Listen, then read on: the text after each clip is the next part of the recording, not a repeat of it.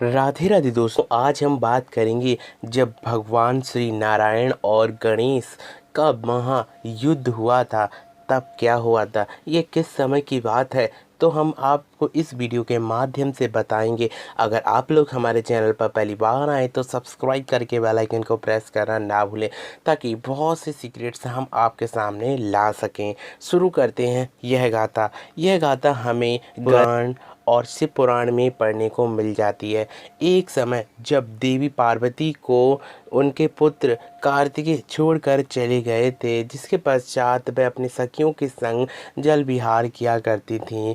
उन्हीं दिनों महादेव का वहाँ आना होता है और आने के पश्चात जब अपनी सखियों के संग क्रीड़ा कर रही होती हैं, इसे देखकर पार्वती जी को अच्छा नहीं लगता है कि हम स्नान करते हैं।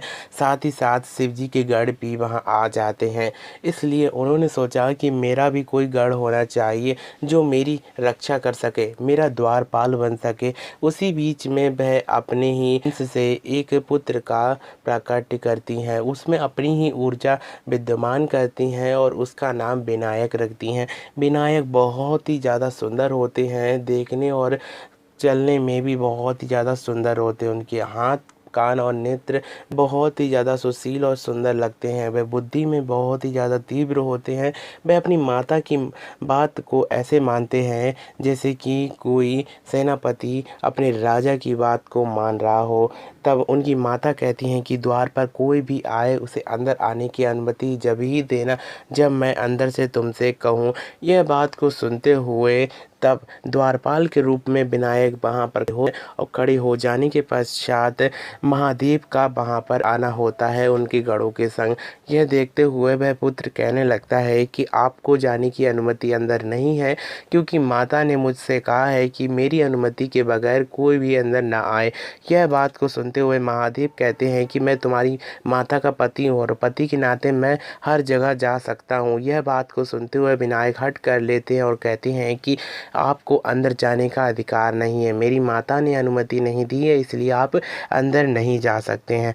यह बात को देखते हुए समस्त देवता लोग वहाँ पर आ जाते हैं, जिनमें से स्वयं नारायण भी वहाँ पर प्रकट हो जाते हैं महादेव की इस समस्या को देखते हुए। शिव पुराण में तो केवल इतना ही वर्णन किया गया है कि समस्त देवता लोग महादेव की तरफ से आते हैं युद्ध के लिए।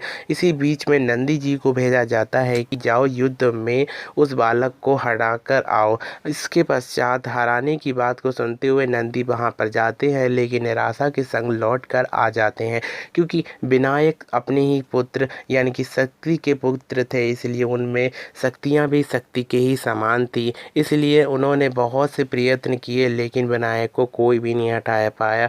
अंत में नाना देवता, इंद्र आदि देवता भी गए, लेकिन उन्हें ना हटा पाए।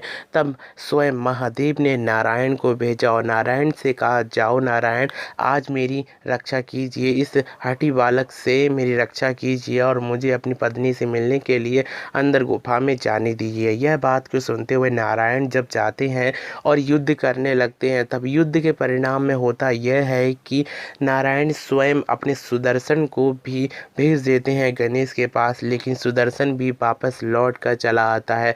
यह देखते हुए नारायण सोचते हैं कि यह बालक शक्ति का अंश है, इसलिए इससे भिड़ना अच्छी बात नहीं रहेगी और इसके संग युद्ध करने में एक नासमझी ही होगी, क्योंकि बालक हट बहुत ही ज़्यादा बहबना होता है। अगर बालक हट कर ले तो उसे वह चीज़ चाहिए ही चाहिए। इसलिए इसने यह हट कर लिया है कि इसकी माता जब तक नहीं कहेंगी तब तक यह किसी को अंदर नहीं जाने देगा। यही समझ है कि बालक से भिड़ना नहीं चाहिए, उसकी बात पर मान रखना चाहिए। यह बात को सुनते हुए नारायण मुस्कुरा देते हैं और जाकर महादेव से कहते हैं कि वह हठी बालक नहीं हट रहा है, क्योंकि वह शक्ति का अंश है। नारायण बहुत समझाते हैं, लेकिन वहाँ पर महेश आकर स्वयं महादेव त्रिशूल का प्रहार करते हैं, जिसके पश्चात उनका जो सिर होता है वह शीश के धड़ से अलग होने के पश्चात माता काली का रूप धारण कर लेती हैं और बाद में ही यही श्री गणेश बनते हैं